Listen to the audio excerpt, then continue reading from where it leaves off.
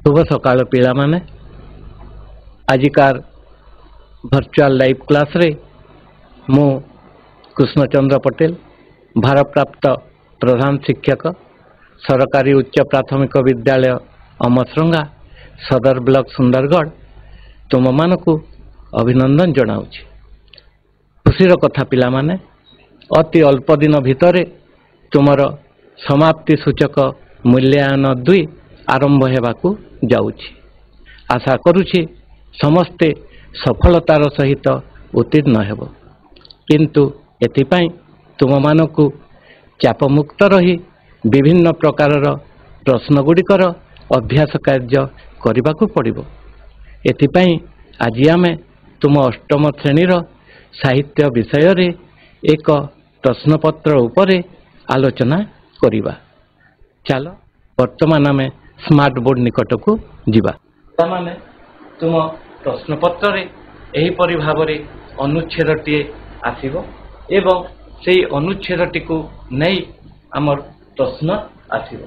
तेणु जेते बेले भी आमे अनुच्छेदटी को पढ़िबा ध्यानर सहित प्रत्येक धाड़ी को बुझिबा एवं प्रत्येक धाड़ीर गुरुत्व को आमे बुझिबा, ताहेले जायकि प्रश्न गुड़िकर उत्तर प्रत्येक प्रश्न रे केते नंबर अछि आम डाहाण पार्श्व रे से गुड़िक दिया जाइछि। जे अनुच्छेदटी हेला धन द्वारा केवल भौतिक सुख प्राप्त होइथे। तो एठारे गोटे भौतिक सुख कथा कहिला एवं ताहा धन द्वारा प्राप्त हुए बोली कहिला, किंतु परोपकार सत्संग कर्तव्य परायणता और सेवा द्वारा मानसिक सुखर प्राप्त होइथे। आउ गोटे सुख कथा कहिला मानसिक सुख। तेणु समस्ते उभय भौतिक और मानसिक सुख पाइबाकू चेष्टा करिबा उचित। मानव जीवन रे मानसिक सुख अति गुरुत्वपूर्ण। जो दुईटी सुख विषय रे कहिला से भितरु मानसिक सुख अति गुरुत्वपूर्ण बोली कि मानसिक सुख ही मानव को शांति और समृद्धि प्रदान करिଥାଏ। शांति और समृद्धि द्वारा ही मानव जीवन रे स्थिरता आसीଥାଏ। मानव परोपकार और देश सेवा पाई प्रयत्न करिଥାଏ। मानसिक भाव में दुखी लोकटी निज सुख पाई मध्य किछि करिपारे नाही। तेणु मनीष जीवन रे मानसिक सुखर आवश्यकता रही। प्रत्येक धाड़ी को बुझिबा। वर्तमान आमे एथि प्रश्न थिबा तार उत्तर आमे कहिबा। देखो पिला माने प्रथमे हमर प्रश्न आथिला एठारे केउ दुईटी सुख कथा कुहा जाइछि। एठारे जदि आमे देखिबा दुईटी सुख कथा कुहा जाइछि, गोटे भौतिक सुख एवं आ गोटे हला मानसिक सुख। तेणु एठारे भौतिक सुख और मानसिक सुख कथा कुहा जाइछि। 2 नंबर मानसिक सुख किपरि प्राप्त हुए। हमर ए प्रथम वाक्य रे थिला जे परोपकार सत्संग कर्तव्य परायणता और सेवा द्वारा मानसिक सुखर प्राप्त होइछे। केउ सुख मनुष्य को शांति और समृद्धि प्रदान करिଥାଏ। कौन केउ सुख ना एटा हला मानसिक सुख। मानसिक सुख ही मनुष्य को शांति और समृद्धि प्रदान करिଥାଏ। ता परवर्ती प्रश्न थिला मानव जीवन रे किपरि स्थिरता आसीଥାଏ।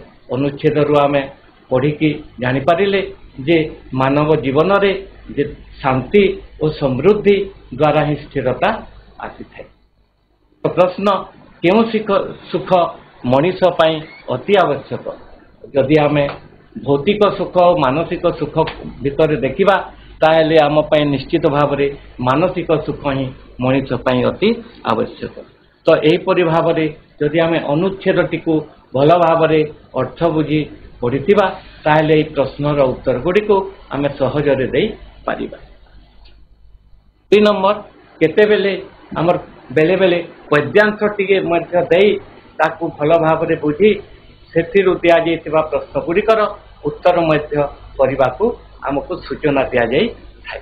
एठारे मु तुम पाई गोटे कवितांशटीए नहीं एटा आमर सप्तम श्रेणी पढ़ा आम लंघी बंधुर गिरी लंघी है पिले लंघन करवा अतिक्रम करी बंधुर बंधुर कहले आबड़ा खाबड़ा बा उच्च नीच गिरी है पहाड़ पर्वत शैल लंघी बंधुर गिरी कानन बुकु चिरी कानन है जंगल बुकु है छाती चिरी झरई झर झर तटिनी तटिनीर अर्थ एठारी नदी एठारे नदी कथा कहुई मधुर कल कल गीतरे छल छल तार प्रवाहित होउथिबा शब्द को से मधुर कल कल गीतरे छल छल जीवन पथु केवे हटिनी जेते सामने सम्मुखीन बाधा आसिले मध्य से आग को अतिक्रम करने कथा एठारे कही केते नगर ग्राम से कौन कौन लंघन करिछि ताहा से एठारे कहुई केते नगर ग्राम नगर है सहर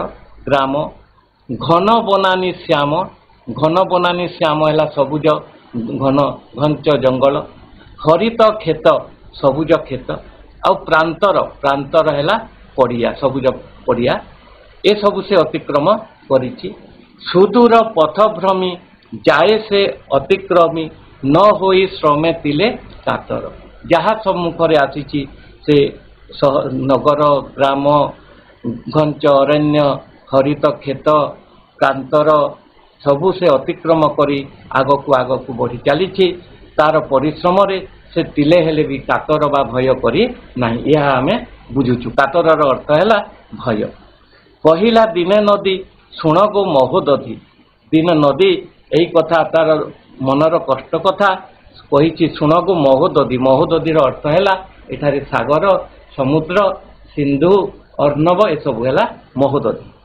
शुण मो जीवनर कषण कषण है कष्ट मानव शिशु आज घोर दानव साजी आज मानव कौन होइछि ना घोर दानव साजी ताहापाई नदी पाई से ध्वंसकारी साजी हरिछि मोर सबु भूषण से नदीर नदीकूलर जहाँ कि शोभा रही से हरण कर नष्ट कर कथा यही पद्यांश कहुई वर्तमान आम देखा ये पद्यांश को नहीं आमको की प्रश्न करा तुम्हें माने देखिकी सहजरे तुम्हें कहीपर वर्तमान प्रश्न आसी एठारे किए बही जाइथिबा कथा कहुई भाव आम कहीपर जे एठारे नदी तर बही जाइथिबा कथा कहुई केउ केउ पथ दे नदी बही जाइछि आमे देखिले जे नगर ग्राम घंच अरण्य सबुज अरण्य आमर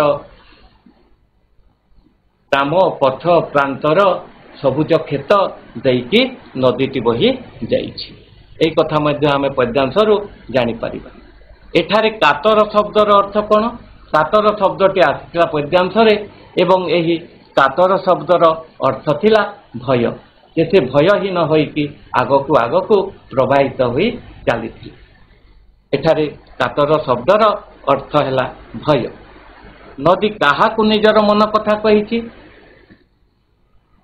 मन पका महोदधि बोलिकी गोटे शब्दटे थिला एवं महोदधिर आ गोटे प्रतिशब्द है सागर समुद्र अर्णव यही सब तो नदी निजर मन कथा काहाकू कही नदी महोदधि बा समुद्र को निजर मन कथा कही कारण नदीर शेष लक्ष्य है से समुद्र जाइकी मिसी जीवा शेष आ गोटे प्रश्न आसीथिला किए आज नदी पाई दानव साजी निर्दिष्ट भाव में केवल नदी पाई नुहे समग्र ये मानव जाति पाई से मनीष ही आज दानव साजी तेणु से उत्तर भी एटी आसब मनीष आज नदी पाई दानव बा ध्वंसकारी शक्ति साजी यही बोली अनुच्छेदर गद्यांशर हो कि पद्यांशर हो ये गोटे गोटे आसब एवं ताकू भल भाव पढ़िकी यही प्रश्नर उत्तर तुम मैंने दे पार वर्तमान तुम साहित्य बहिर किसी प्रश्नर उत्तर उपर आलोचना करुछि प्रश्न गुड़िकर उत्तर संक्षेप लिखा 10 टी रही 10 टी 10 मार्का रही केउ मानक आगरे श्रीकृष्ण वृक्षर महिमा कथा कहते मन पकाओ कौन होता गोप पिला मानक आगरे श्रीकृष्ण वृक्षर महिमा कथा कहते ତାହା କିରଣ ସ୍ପର୍ଶରେ ପଦ୍ମଫୁଲ ଫୁଟେ।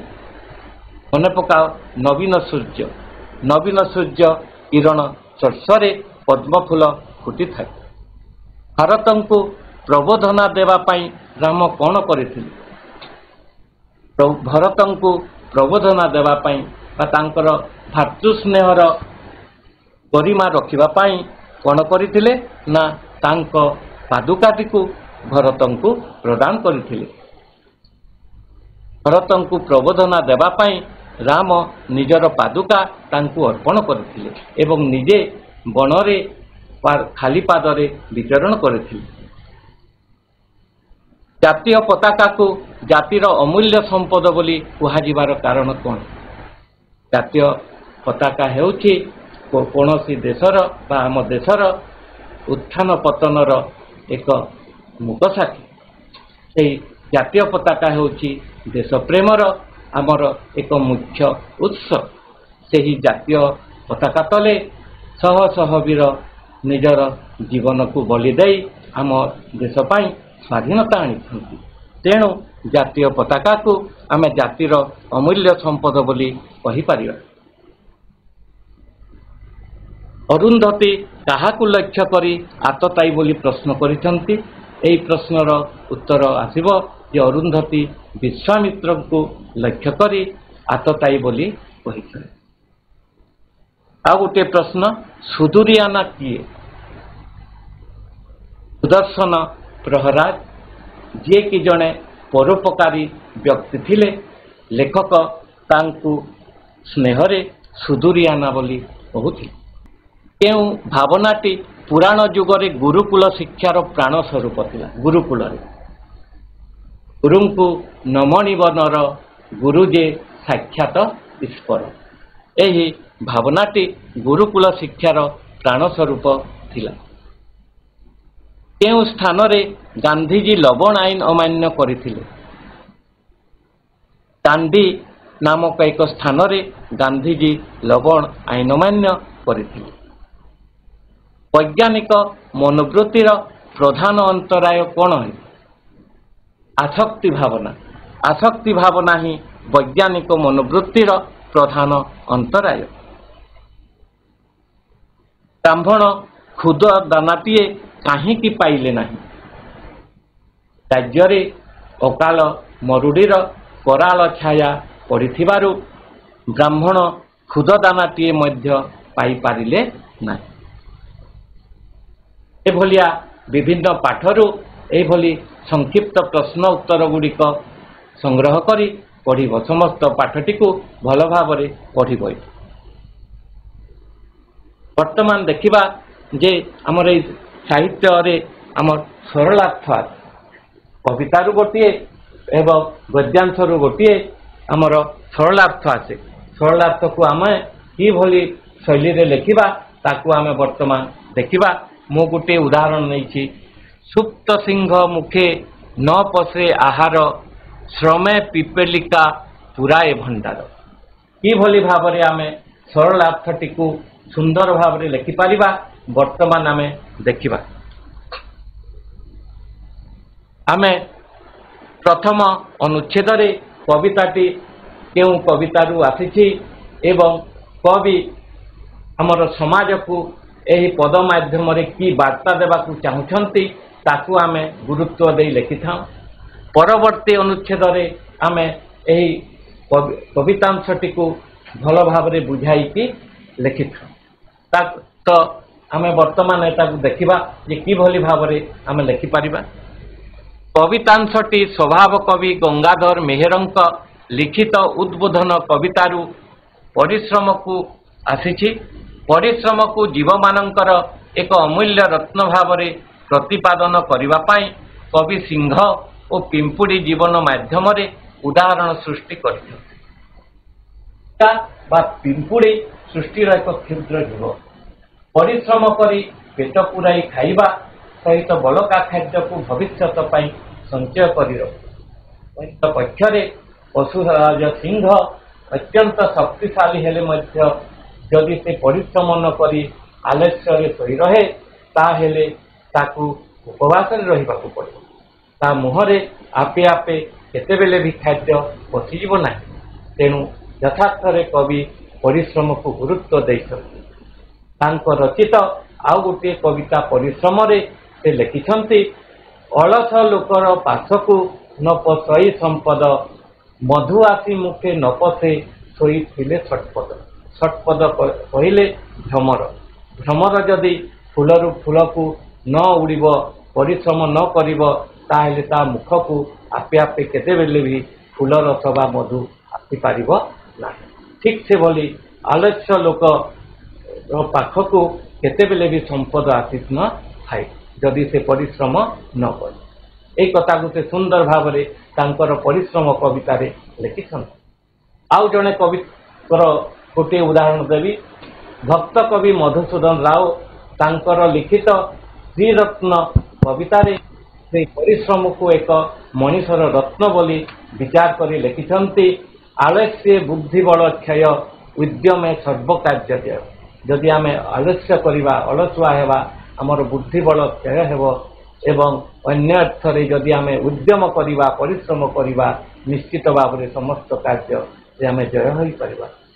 ସତରେ ଶିଶୁଗଣ ଓ ମଣିଷ ସମାଜ ପ୍ରତି କବିଙ୍କର ଏହି ଉଦ୍ବୋଧନ ଗ୍ରହଣୀୟ। ଏହିପରି ଭାବରେ ଆମେ ଏହି କବିତାଂଶଟିକୁ ସୁନ୍ଦର ଭାବରେ ବର୍ଣ୍ଣନା କରି ସରଳାର୍ଥ ବା ସରଳ ଭାଷାରେ ବୁଝାଇ ଦେଇପାରିବା।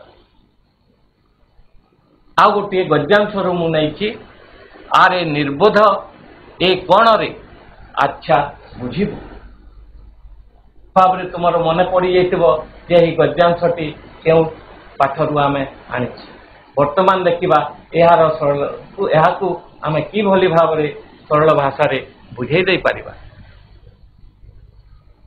ଗଦ୍ୟାଂଶଟି ଫକୀରମୋହନ ସେନାପତିଙ୍କ ଲିଖିତ ଗଳ୍ପ ମୁନ୍ସିରୁ ଆସେ।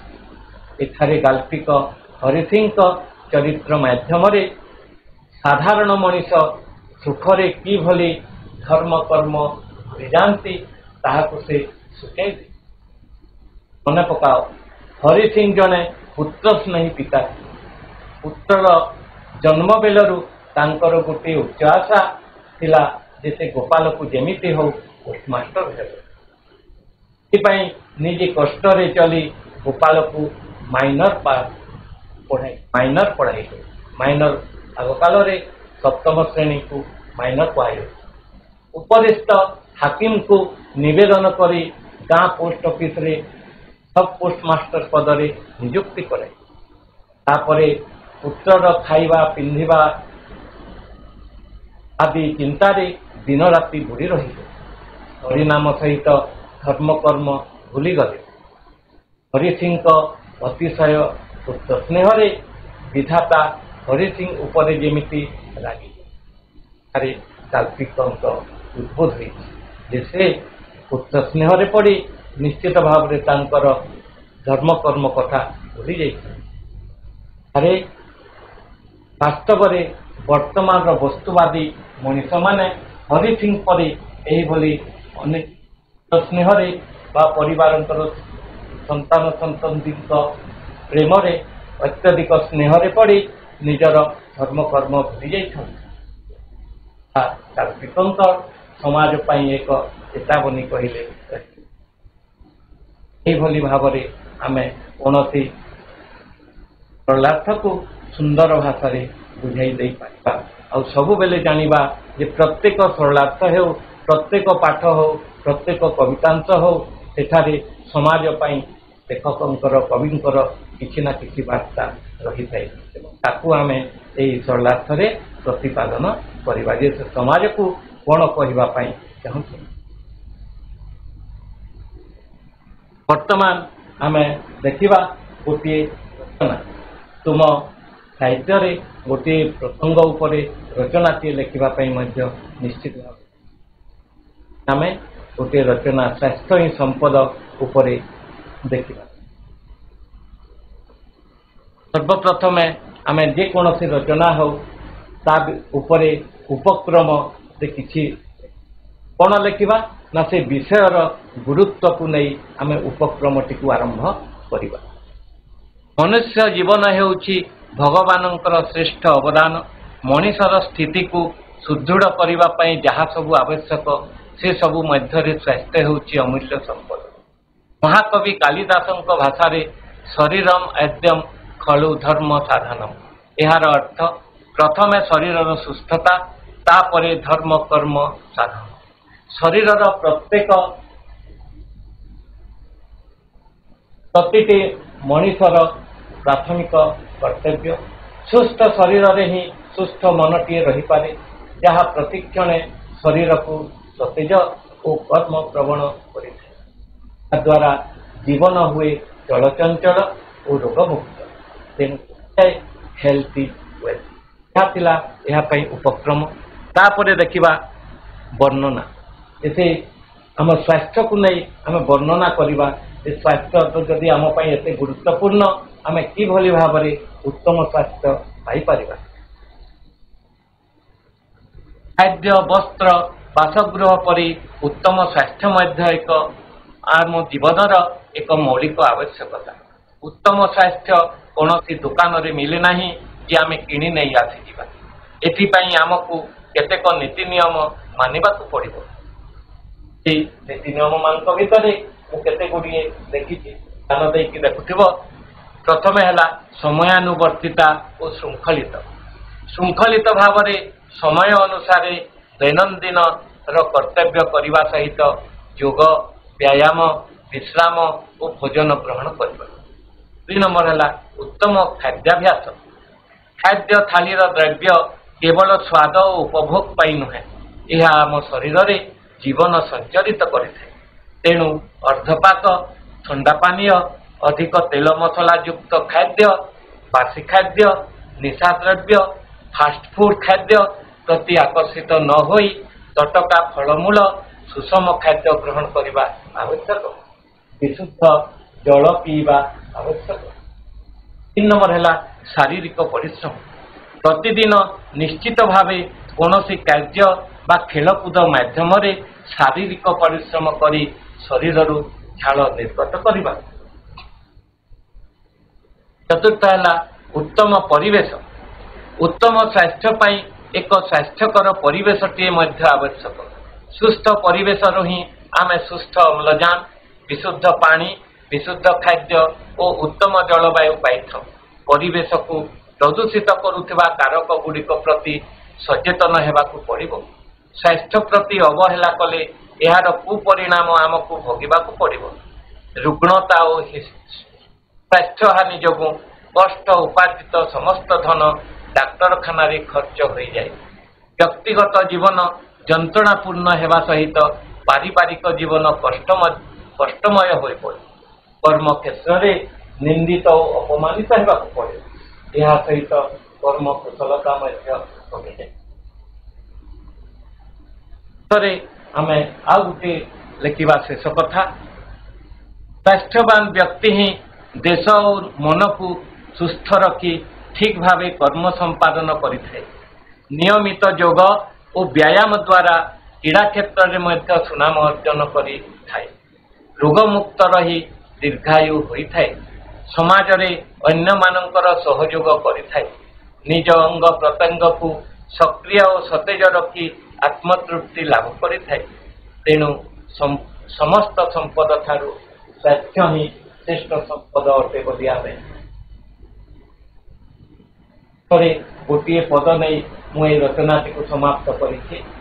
ସ୍ୱାସ୍ଥ୍ୟ ଆମ ମିତ୍ର, ସ୍ୱାସ୍ଥ୍ୟ ଆମ ସଖା, ସ୍ୱାସ୍ଥ୍ୟ ଯୋଗୁଁ ବଡ଼ ହିତ, ସ୍ୱାସ୍ଥ୍ୟବାନ ବ୍ୟକ୍ତି ମାନବ ସମ୍ବଳ କରେ ରାଷ୍ଟ୍ର ବିକଶିତ। ଏହି ଭାବରେ ଶେଷରେ ଆମେ ନିଷ୍କର୍ଷରେ ପହଞ୍ଚୁଛେ ଯେ ସ୍ୱାସ୍ଥ୍ୟ ହିଁ ହେଉଛି ଆମ ପାଇଁ ଶ୍ରେଷ୍ଠ। ଭାବରେ ବିଭିନ୍ନ ପଦ ଗୁଡ଼ିକ ଆମେ ଅଳଙ୍କାର ଭାବରେ ଦେଇ ରଚନାଟିକୁ ଅତି ସୁନ୍ଦର ଭାବରେ ଲେଖି ପାରିବା। ବର୍ତ୍ତମାନ ଆଉ ଗୋଟିଏ ପ୍ରଶ୍ନ ଆସିପାରେ ଯେ ପତ୍ର ଲିଖନ ବା ଦରଖାସ୍ତ।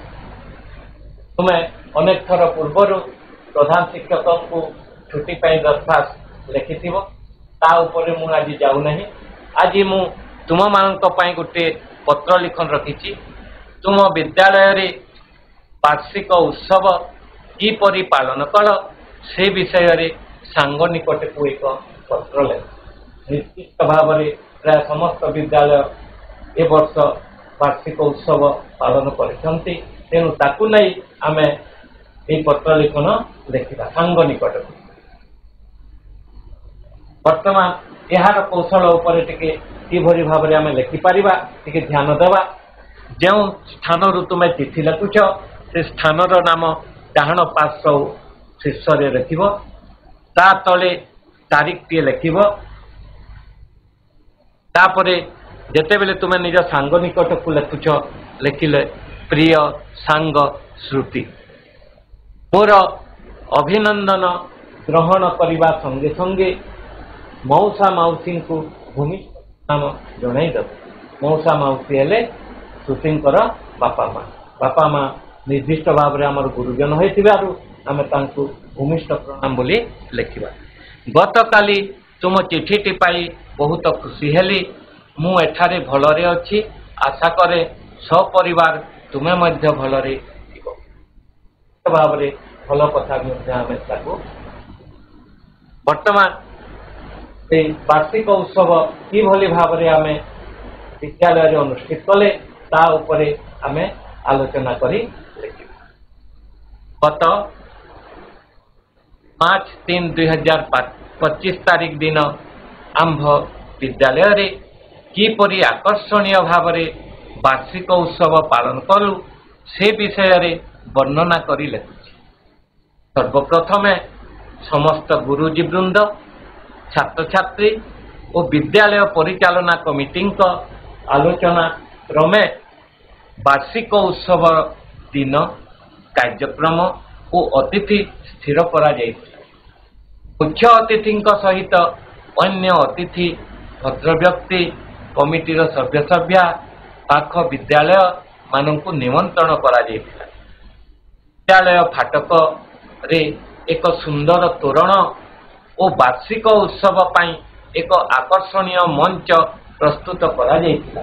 जहाँ किछि आमे करिछि देखिछि ताकू आमे पुंखानुपुंख भाव में यही पत्र लिखिपर समस्त कार्य को ठीक भाव में संपादित करने शिक्षक और शिक्षयित्री मानक मध्य दायित्व बंटन करा जायथिला।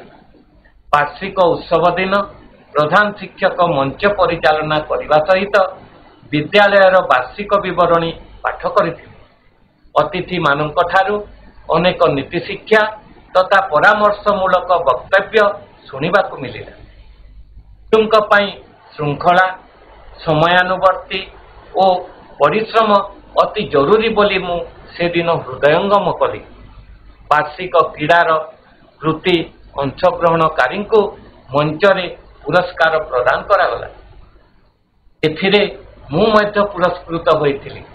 समस्तंक पाई सुस्वादु भोजनर व्यवस्था होइथिला। भोजन विरति परे छात्र छात्री द्वारा नाच गीतर मनमुग्धकर सांस्कृतिक कार्यक्रम अनुष्ठित होइथिला।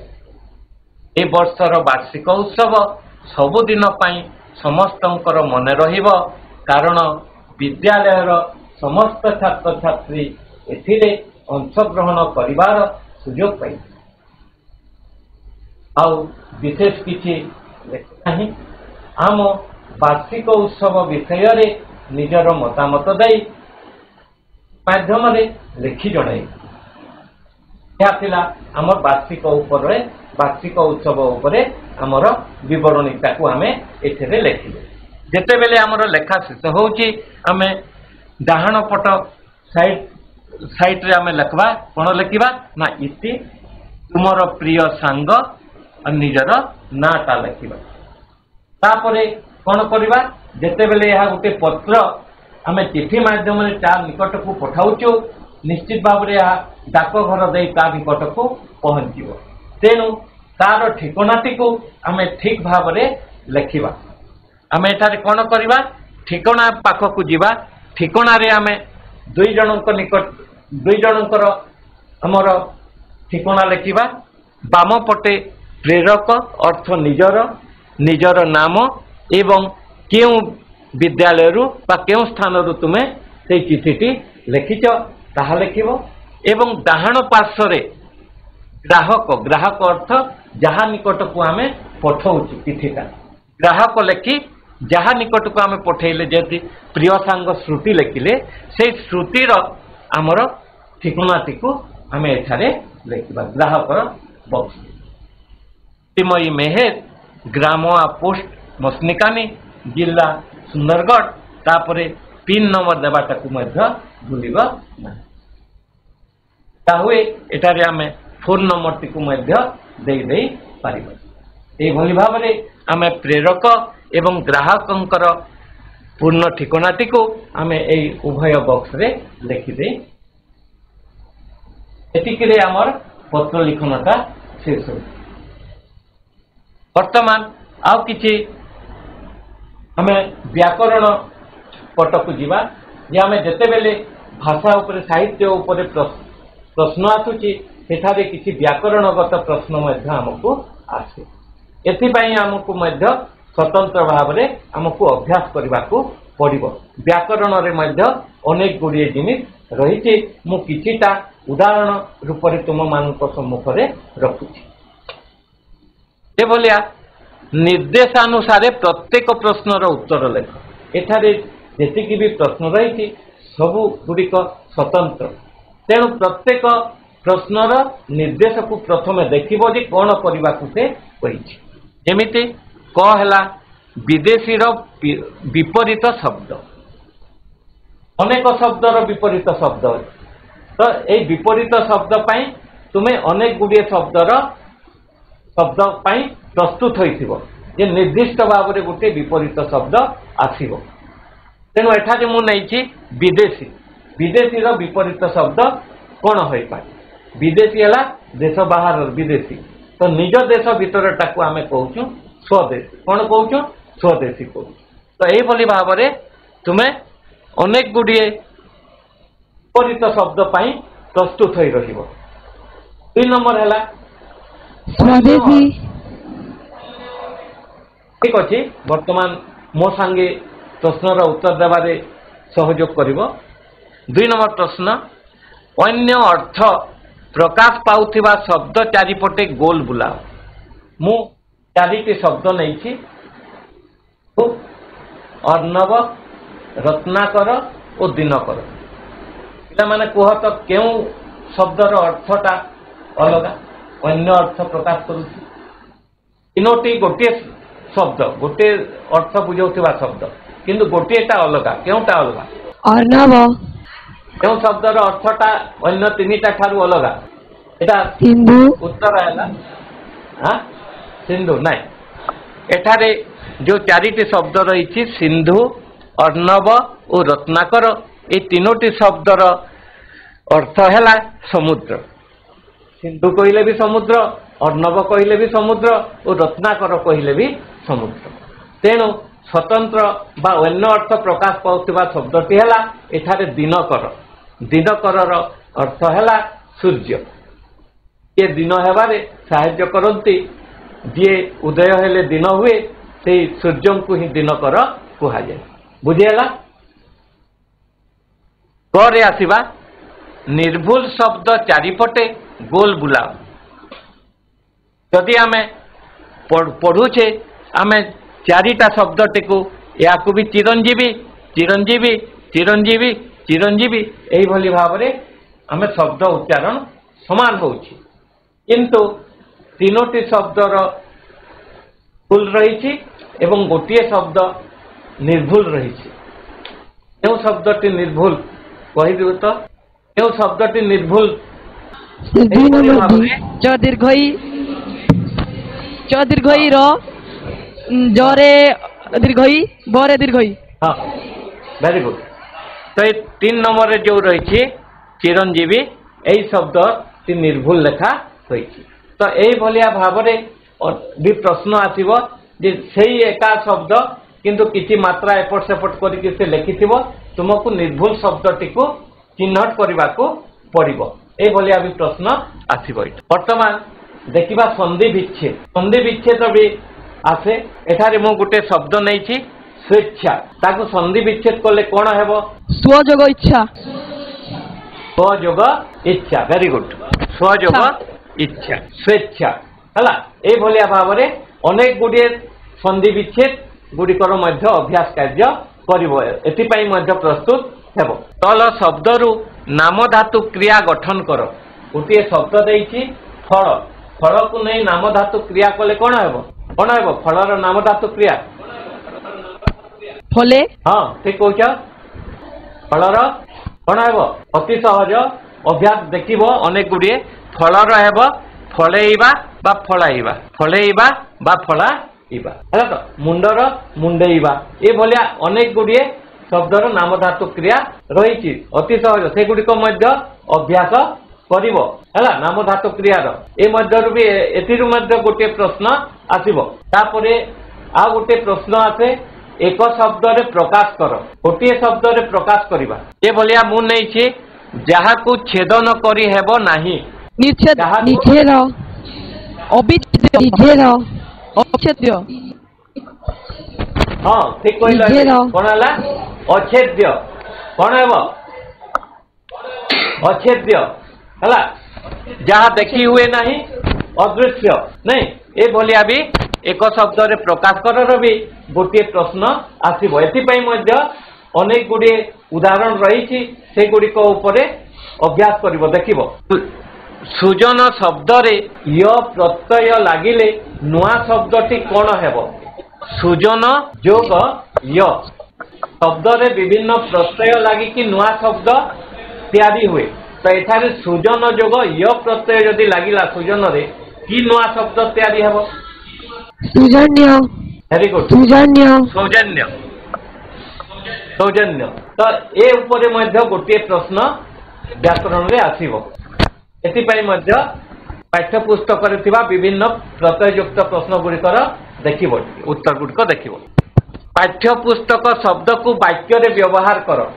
ବାକ୍ୟ ଗଠନ ଗୋଟିଏ ଶବ୍ଦ ଦେଇଥିବ ତାକୁ ଆମେ ବାକ୍ୟରେ ଗଠନ କରିବା କୁହ ତ ପାଠ୍ୟପୁସ୍ତକ ଲଗାଇ ଗୋଟେ ବାକ୍ୟ ଗଠନ କର କୁହ ପାଠ୍ୟପୁସ୍ତକ ଯାହା ଆମେ ଯେଉଁ ପୁସ୍ତକକୁ ଆମେ ପଢୁ ପାଠ୍ୟପୁସ୍ତକ ପଢୁଛି ପାଠ୍ୟପୁସ୍ତକ ପଢୁଛି ପଢିଛି ନା ପଢୁଛି ଠିକ ଅଛି ଆମେ ଆଉ ଟିକେ ସୁନ୍ଦର କରିକି ଠିକ ଅଛି ବହୁତ ସୁନ୍ଦର ଆଉ ଟିକେ ସୁନ୍ଦର କରିକି ବାକ୍ୟରେ ଯଦି ଆମେ ଲେଖିବା କ'ଣ କରିବା ନା ପାଠ୍ୟପୁସ୍ତକ ଗୁଡ଼ିକର ଯତ୍ନ ଓ ସଂରକ୍ଷଣ କରିବା ଉଚିତ ଅର୍ଥରେ ଯଦି ବାକ୍ୟ ଗୁଡ଼ିକ ଆମେ ଲେଖି ପାରୁଛେ ସେଗୁଡ଼ିକ ଶୁଣିବାକୁ ଭଲ ଲାଗେ ହେଲା ତ ପାଠ୍ୟପୁସ୍ତକ ଗୁଡ଼ିକ ଯେତେବେଳେ ଆମକୁ ଅନେକ ଜ୍ଞାନ ଦେଇଥାଏ ସେଗୁଡ଼ିକର ଯତ୍ନ ଓ ସଂରକ୍ଷଣ କରିବା ଉଚିତ ବୋଲିକି ଆମେ ଲେଖିପାରିବା। ତଳେ ଦିଆଯାଇଥିବା ରୂଢ଼ିର ଅର୍ଥ ଲେଖ। ରୂଢ଼ି ଦିଆଯାଇଛି ରୂଢ଼ି ବଜ୍ର ପଡ଼ିବା ତାର ଅର୍ଥ କ'ଣ ହେବ ବଜ୍ର ପଡ଼ିବା ବିଜୁଳି ପଡ଼ିବା ବିଜୁଳି ଅର୍ଥରେ ବଜ୍ରକୁ ନିଆଯାଇ ନାହିଁ ସମସ୍ୟା ହେଲା ଏଠାରେ ବଜ୍ରର ଅର୍ଥ ହେଲା ସମସ୍ୟା ତ ବଜ୍ର ଅର୍ଥ ସାଧାରଣ ସମସ୍ୟା ନୁହେଁ କ'ଣ ଭୀଷଣ ବିପଦରେ ପଡ଼ିବା ଭୀଷଣ ସମସ୍ୟା ବା ଭୀଷଣ ବିପଦରେ ପଡ଼ିବା ହେଲା ତ ଅନେକ ଗୁଡ଼ିଏ ରୂଢ଼ିର ବି ଅଭ୍ୟାସ କରିବ ତାର ଅର୍ଥ କ'ଣ ହୋଇପାରେ ଏବଂ ତାକୁ ବାକ୍ୟରେ ନେଇକି ବି ବ୍ୟବହାର କରିବ କେତେବେଳେ ତାର ବାକ୍ୟ ଗଠନ ବି କରିବାକୁ କୁହେ।